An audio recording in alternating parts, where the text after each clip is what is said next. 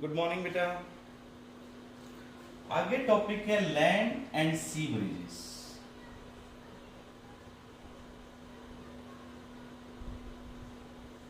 Land and sea breezes ये क्या होते हैं? अगर आप कोस्टल एरिया में जाएं, समुद्र के किनारे जाएं, या आप में से कोई गया हुआ है, तो एक वहां पे ये चीज नोटिस होती है बेटा कि जैसे ये लैंड है और ये सी है। आप वीडियो भी देख सकते हैं यूट्यूब पे, तो कोस्टल एरिया की जो वीडियो होंगे उसमें आपको जो मैं अब बताने जा रहा हूं वो नजर आएगा। दिन में अगर आप यहां जाते हैं डे टाइम में, तो समुद्र जो सी की वेव्स हैं वो सी से लैंड की तरफ आ रही होंगी,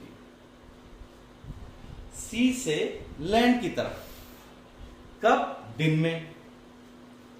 और नाइट को इसका रिवर्स होगा। रात को आप देखोगे कि यही वेव सी के अंदर जा रही हैं। How it is possible? ऐसा क्यों हुआ? ऐसा कन्वेक्शन के कारण। ये जो कंसेप्ट आप पढ़ रहे हो ये उससे रिलेटेड है। ये सी और लैंड ब्रिजेस इससे रिलेटेड है बेटा।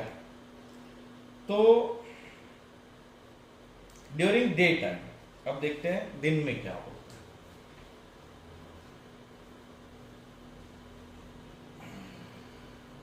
है। ऐसा क्यों हुआ? डे टाइम में जैसे ये कोस्टल एरिया है, ये बेटा सी वाटर है। You will see that waves are coming towards the coastal area. ये वाटर है and these are the waves. क्यों हुआ ऐसा? सनलाइट इस पे सी पे भी आ रही है और लैंड पे भी आ रही है। ये यहां पे लैंड है, ये सी है, वाटर है।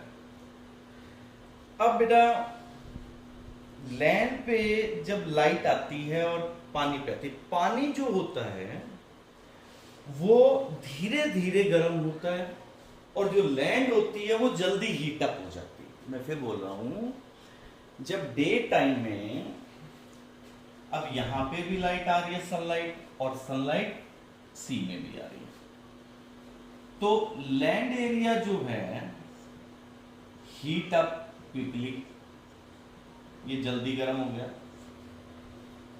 वाटर जो है हीट अप स्लोली, बहुत धीरे होता है।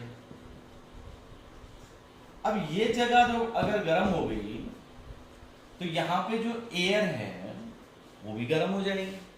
और हमें पता है गर्म एयर किधर मूव करती है? वार्म एयर ऊपर की तरफ मूव करती है। कारण? कन्वेक्शन से, क्योंकि गर्म हवा ऊपर की तरफ जाती है, क्योंकि जैसे पार्टिकल को हीट मिलती है वो अपर साइड को मूव करता है। अब जब यहां से हवा ऊपर चली गई तो यहां क्या होगा? हवा कम हो जाएगी। हवा कम होगी तो मतलब क्या होगा? लो प्रेशर है। ये अभी भी इसके पास क्या है? टेंपरेचर कम है।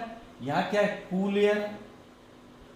अब यहां कम हवा है, सी के ऊपर जो एयर है वो नॉर्मल है, तो ये एयर इस तरफ मूव करेगी तो साथ में पानी भी मूव करेगा। तो आपको लगेगा ये लहरें, ये वेव्स जो हैं कहां आ रही हैं? लैंड की तरफ आ रही है। ठीक है ना बेटा? तो इसको क्या कहेंगे? Sea bridge. This is called as sea bridge. ये कब होता है? डे टाइम में। तो डे टाइम में सी वेव्स फ्रॉम द सी किस साइड आ रही हैं? लैंड की तरफ। क्यों आ रही है? बिकॉज पानी स्लोली वार्म अप हो रहा है, धीरे धीरे गर्म हो रहा है, जबकि लैंड उसके कंपैरिजन में जल्दी गर्म हो रही है। ठीक है? अब यही हम देखते हैं नाइट को। This is the phenomena which is observed at the day time, which is called as sea breeze. And now during night what happens? इसका रिवर्स। अब नाइट टाइम में क्या होगा बेटा? जैसे ये कोस्टल एरिया, ये वाटर, ये लैंड। सनसेट के बाद क्या होता है, दोनों तरफ लाइट आनी बंद होगी, ना लैंड पे आ रही है और ना पानी पे आ रही है। तो उससे क्या होगा, लैंड जल्दी ठंडी हो जाती है। ये तो क्या हो जाएगी, तो ठंडी होगी क्योंकि लाइट आनी बंद होगी। यहाँ पे कूल एयर है। लैंड जो होती है वो जल्दी गर्म होती है, जल्दी ठंडी होती है। ये लेट गर्म होगा और लेट ही ठंडा होगा। तो इसके ऊपर क्या है, वार्म एयर, गर्म है हवा भी। तो गर्म होने के कारण क्या होगा, एयर ऊपर की तरफ मूव करेगी। यहाँ पे क्या है, कूल एयर है। यहाँ पे एयर ऊपर चलेगी तो यहाँ पे कौन सा जोन बन गया बेटा, low pressure area, low pressure zone. तो यहां से हवा इधर जाएगी। जब वो इधर जाएगी तो आपको लगेगा वेव्स सी के अंदर जा रही है। तो इसको क्या कहेंगे बेटा, लैंड ब्रिज। आपने लैंड और सी ब्रिज दोनों के डायग्राम फेयर नोटबुक में, कलर डायग्राम जो मैंने ड्रॉ किया वही ड्रॉ करना है। कलर आपने अपने यूज करने हैं। जैसे लैंड को आप लाइट ब्राउन से दिखा दीजिए, इसको ब्लू कलर से दिखा दीजिए। जैसे मैंने डायग्राम के ऊपर ये लेबलिंग की है, कूल एयर है, वार्म एयर है, लो प्रेशर है, यहां नॉर्मल प्रेशर है एयर का। You have to show this, you have to draw this. ये डायग्राम आपने सबने ड्रॉ करना है फेयर नोटबुक पे, ठीक है। अब हम चलते हैं लास्ट टॉपिक पे, रेडिएशंस। बहुत ही छोटा सा और आसान टॉपिक है। रेडिएशंस क्या होती है? हाँ जी, रेडिएशन का मतलब वो तरीका जिससे हीट ट्रांसफर होती है इवन बिना सॉलिड, लिक्विड और गैस के। एक वो मोड जिसमें हीट ट्रांसफर होती है थ्रू वैक्यूम, बीच में कुछ भी नहीं है फिर भी ट्रांसफर हो जाएगी। जैसे सन से अर्थ तक जो वेव्स आती हैं बेटा, यहां बीच में ना एयर है ना वाटर है, कुछ भी नहीं है यहाँ पे। तो यहां से सन की जो वेव्स आ रही हैं, अब सनलाइट में गर्मी लगती है ना, आप धूप में खड़े होते हैं गर्मी लगती है। क्यों गर्मी लगती है? क्योंकि इसके पास एनर्जी है, हीट है।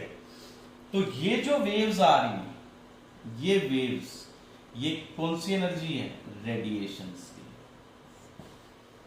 तो क्या सिर्फ सनलाइट की ही में ही रेडिएशन? नहीं, और ऑब्जेक्ट्स में भी होता है। हम लोग आग के पास खड़े होते हैं तो जो हीट हमें फील होती है वो रेडिएशन से भी आती है, क्योंकि उसमें भी वेव्स हैं। तो रेडिएशन का मतलब जब हीट ट्रांसफर हो थ्रू वेव्स, तो हीट ट्रांसफर में यहां पे no medium required, no medium required for this one. तो रेडिएशंस मतलब जैसे सन से आ रही है, या आप कहें जो हीट ट्रांसफर हो थ्रू रेडिएशंस, तो इसको रेडिएंट एनर्जी भी कह सकते हो। अब हम चेक करते हैं कि ये हीट एनर्जी जो वेव से आती है, ये कौन सी चीजों पे ज्यादा इफेक्ट करती है। जो ब्लैक होते हैं ना बेटा, ब्लैक ऑब्जेक्ट्स, उनको ज्यादा हीट एब्जॉर्ब होती है। अब जैसे मान लीजिए हम इसको एक्सपेरिमेंटली चेक कर रहे हैं। जैसे आपके पास ये कैंडल है, ये कैंडल बंद है, इससे भी हीट आ रही है, रेडिएशंस आ रही है। आपने इससे इक्वल डिस्टेंस पे, जैसे 10 सेंटीमीटर, दोनों साइड 10 सेंटीमीटर, यहां पे आपने क्या करना है, एक थर्मोमीटर रख देना है। एक थर्मोमीटर आपने इस तरफ लगा देना है। जो थर्मोमीटर का बल्ब है, ये इन दोनों के ऊपर आपने कवरिंग कर देनी है।